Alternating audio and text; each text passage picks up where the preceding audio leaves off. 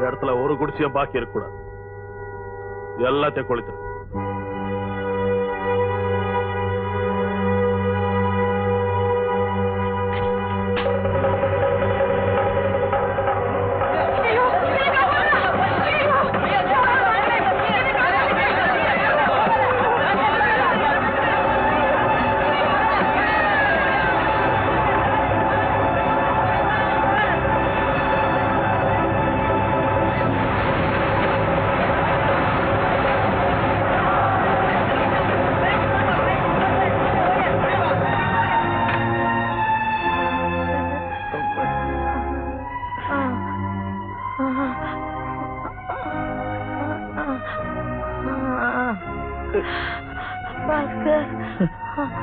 அம்மா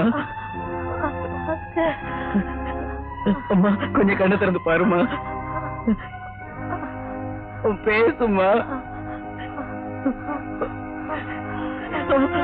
அம்மா அம்மா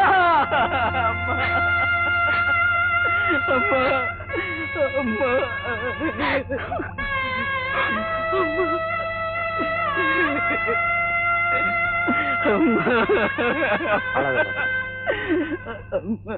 விவரம் தெரிஞ்ச நீயே கண்ணீர் விடலாமா?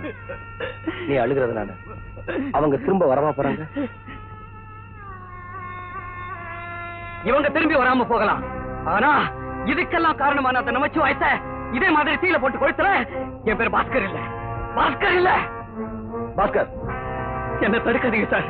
இந்த ஏழைங்க வச்சு நெருப்பு வச்ச அந்த நமச்சிவாயத்தை நான் சுட்டு பொசுக்கலன்னா எங்க அம்மா ஆத்மா சாந்தி கிடையாது. ஆத்திரக்காரனுக்கு புத்தி கம்மின்னு சொல்லுவாங்க. அது சரியாத்தான் இருக்கு. இந்த குடிசையெல்லாம் நெருப்பு வச்சு எரிச்சது நமச்சிவாயந்தாங்கிறதுக்கு என்ன சாட்சி இருக்கு? நீங்களாம் இப்படி சாட்சி கேட்டு கேட்டுதான் இன்ஸ்பெக்டர் பல அதிகாரங்க நம்ம நாட்டுல இப்படி சுதந்திரமா நடமாடுறாங்க. கேள் கொட்டுங்கிறதுக்கும் பாம்பு கொத்துங்கிறதுக்கும் சாட்சி தேடக்கூடாது இன்ஸ்பெக்டர்.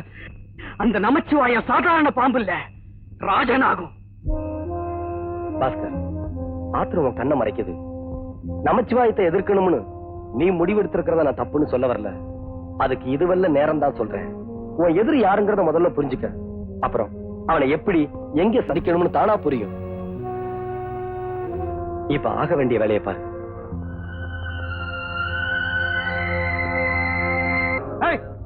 எங்கடா போறீங்க எல்லாரும்? இந்த சோமாரி சோறு போடுறானே அதை துண்டத்துக்கு. அந்த தர்மபிரபுவை பத்தி தப்பா பேசலடா. தர்மபிரபு மூஞ்சில எங்க ஐயா வைக்க இந்த குடிசையெல்லாம் கொளுத்தி போட்டு அந்த சாம்பல் எடுத்து உடம்புல பூசிக்கின்னு சோறு போடுறேன்றாவே அத்த போய் துன்றன்றிய. உனக்கெல்லாம் சேமா இல்ல உனக்கு? அவனா தர்மபிரபு? அவன் போடுற சோறு விரவுல வந்த சோறு இல்லடா. அது இந்த குடிசையெல்லாம் எரிஞ்சப்ப செத்து போனானுங்களே அவங்க புலத்துல வந்த சோறு. அத்த போய் தின்ன போறீங்க நீங்க எல்லாரும். குடிச்சிட்டு வளர்றாயா? ஆமாய்யா, நான் குடிச்சிட்டு வளர்றவன் தான். குடிக்காம வளர்றதுக்கு மட்டும் எனக்கு தெரிஞ்சிருந்தா நான் என்னைக்கோ மந்திரி ஆயிருப்பேன். நான் சொல்றதை கேளுங்க. அவன் ஒரு அயோக்கியன். நம்ம இருந்த இடத்தையே கொளுத்தினவன். இப்போ நடத்துறதெல்லாம் ஒரு நாடகம். நம்ம ஒத்துமையை கலைக்கிறதுக்கு சூழ்ச்சி பண்றாங்க. பாப்பா, உன் பேச்ச கேட்டா இருக்க இடம் இல்லாம திங்க சோறு இல்லாம பிள்ளை குட்டியோட சாக வேண்டியதான். பாத்தியாப்பா, எச்சில பொறுக்கிற நாய் மாதிரி எப்படி போறாங்கன்னு. சத்தான் உடுமை சரியான முட்டாளுங்க. இந்த மாதிரி ஆளுங்க தான் தேர்தலையே ஓட்டு போடுறானுங்க. ஊரு எப்படி உருப்பிடுன்ற நீ?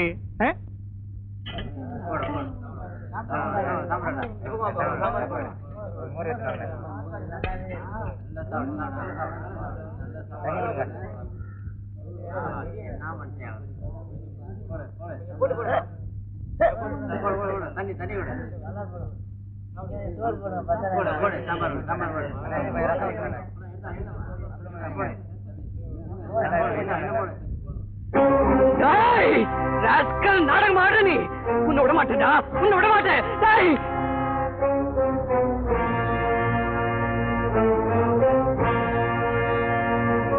நமச்சிவாயம், உன் பணபலத்தால எங்க குடிசைகளை எரிச்சதும் இல்லாம எங்களையே பிரிச்சுட்டேடா.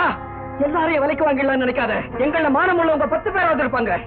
இந்த அப்பாவிகளை ஒருவேளை சோறு போட்டு நீ ஏமாத்திடலாம். ஆனா நீ யாரு, எப்படிப்பட்ட கொலகாரங்கிற உண்மைய இந்த உலகத்துக்கு உணர்த்தல. என் பேர் பாஸ்கர் இல்ல. பாஸ்கர் சார், உங்க அன்பால என்ன கட்டி போட்டு கோழி ஆக்கிட்டீங்க. இல்லன்னா இவங்களெல்லாம் இப்பவே கொளுத்தி இருப்பேன். கண்ட துண்டமா வெட்டி கழுகுக்கு இறைய போட்டிருப்பேன். பாஸ்கர், ஒருத்தர் கொல்றதுனால பிரச்சனை தீர்ந்து போயிடாது. கஸ்தூரி, பாஸ்கரை வீட்டுக்கு கூட்டிட்டு போ. வாங்க பாஸ்கர், போலாம். மன்மதல்லையை மதிவதலமும் நீழ்விழியும் கண்டே ரம்பா. பாட்டை நிறுத்துறா, இங்க நான் வியாபாரம் இல்லாம சாவுறேன். வியாபாரம் இல்லாம சாவுறாரு இவரு. பெரிய எம்எல்ஏ லட்சக்கணக்கில் பணம் போட்டு வியாபாரம் செய்யறாரு. இத பாருமா கண்ணை, சவாரி இருந்தாலும் இல்லாம போட்டாலும் மஜாவா இருக்கணும். நான் நம்ம கையில வந்து ரூட் கேளு. நீ காலையில எழுந்து பல் தொலைக்கிறதுக்கு முன்னால 200 மில்லி போட்டுக்கோ, சும்மா கம்முன்னு இருக்கும். ஏதாவது ஸ்கூல் ஆண்ட போனேன்னா பக்கத்திலேயே சாராய கடை இருக்கும், வாங்கி ஊத்தே. ரிக்ஷா வரியா? வா சார். எங்க? கோட்டைக்கு. கோட்டையா? அங்கெல்லாம் நான் போறது இல்ல சார், தவறால் வந்துடும் நமக்கு. அங்க யாரியா? கோட்டை ஸ்டேஷனுக்குயா? அது முதல்ல சொல்லக்கூடாது.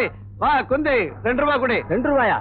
1 ரூபா தர்றேன். பேமானி ஒன்னும் இல்ல சார், காலையில இருந்து வியாபாரம் இல்லாம சாவரேன்னு சொன்ன பாரு கஸ்மால். ஒன்னும் இல்ல சார், அத்தொட்டு தான் எனக்கு இந்த மாதிரி சாவு கிராக்கி எல்லாம் வருது.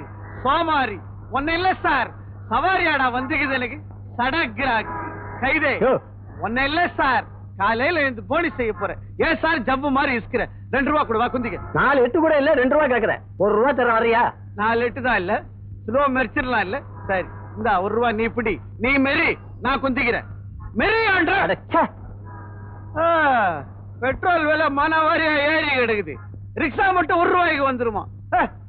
மன்மதல்லே இல்லையே வெல்றார் உள்டார். அம்மா இப்படி வேலை இல்லாதவங்களுக்கு எல்லாம் கடலை கடன் கொடுத்துட்டு இருக்கே, எப்பவும் கடனை தீர்க்க போறோம்?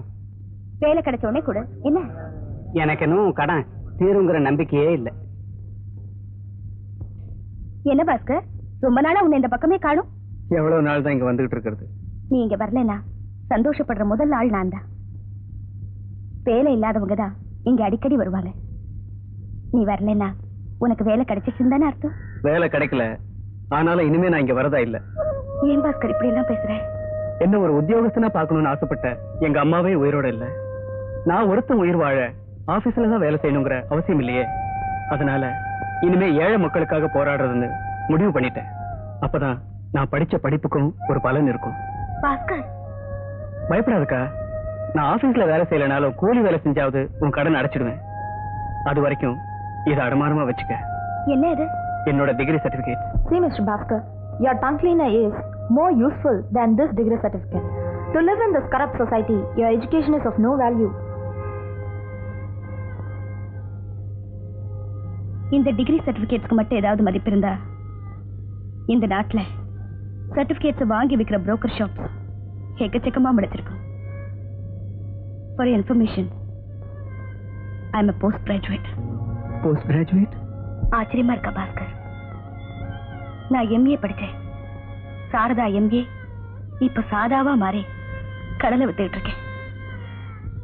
இது என் தலைவிதி. இல்லக்கா, நம்ம நாட்டோட தலைவிதி.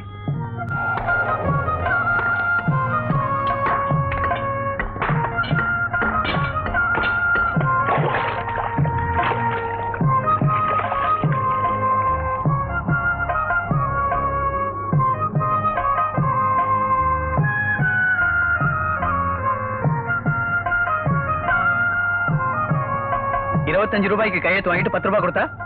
ஓஹோ, நீ வேலைக்கு புதுசா, அதான் கேள்வி கேட்கிறேன். நகரப்பா. அடுத்ததான் இது ரொம்ப அநியாயம். எது அநியாயம்? இங்க வேலை போட்டு கொடுத்ததா? ஏதோ இங்க வேலை செஞ்சுக்கிட்டு இருந்த உங்க அம்மா செத்து போயிட்டாங்களே பரிதாபப்பட்டு வேலை போட்டு கொடுத்தா கேள்வியா இருக்கிற? இஷ்டம் இருந்தா வேலை செய்ய, இல்லன்னா போய்கிட்டாரு. அடுத்த ஆள் வாப்பா.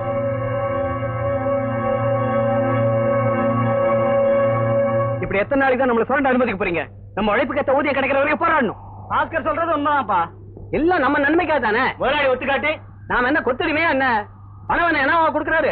உழைப்புக்கு தகுந்த ஊதியத்தை கேட்கிறோம். முழுசா கொடுத்தா வேலைக்கு வருவோம், இல்லன்னா வேலையை விட்டு நின்றுவோம். என்ன சொல்றீங்க? ஆமா. என்னடா வேலைக்கு போகாம எல்லாரும் கூட்டம் போடுறீங்க? என்ன உடம்புல கொழுப்பு ஏறி போயிடுச்சா? கூலி பத்தலைங்க முதலாளி.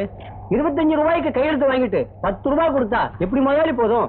உழைப்புக்கு தகுந்த ஊதியம் கொடுத்தா தான் வேலை செய்வோம். என்னடா போராட்டம் நடத்துறீங்களா? ராஸ்கல்ஸ், பூண்டோட அழிச்சிருவேன், ஜாக்கிரதை. தொழிலாளிங்க ஒற்றுமைங்கிறது கரிக்கோடுல அழிக்கிறதுக்கு. கல்வெட்டு ஞாபகம் இருக்கட்டும். ஓஹோ, இந்த வியாதி இங்க தொத்துறதுக்கு காரணம் நீதானா? நான் இல்ல, பாட்டாளியுடைய பணத்தை உழைப்பையும் சுரண்டி பழைக்கிற நீதான். என்னடா சொன்ன? இந்த நாயை அடிச்சு நொறுக்குங்கடா. எவனாவது என் மேல கை வச்சுங்க.